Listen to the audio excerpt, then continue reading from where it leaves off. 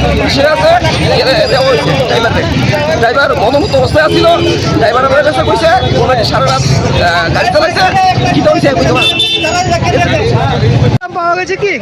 নাম হইল দীপক দাস, বাবার নাম দীনেশ চন্দ্র দাস। বাড়ি কোথায়?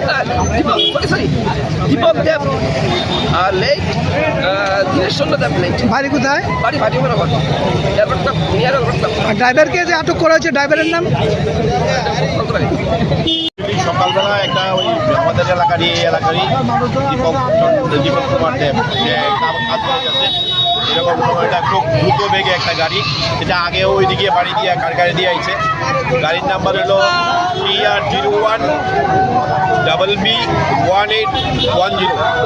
একদম স্পট তাহলে ডেট করে দিয়েছি মানে ভাইকে আমাদের এলাকার যারা ইয়ে আছে ছেলেরা মিলে গাড়ি আমরা আটকাইছে।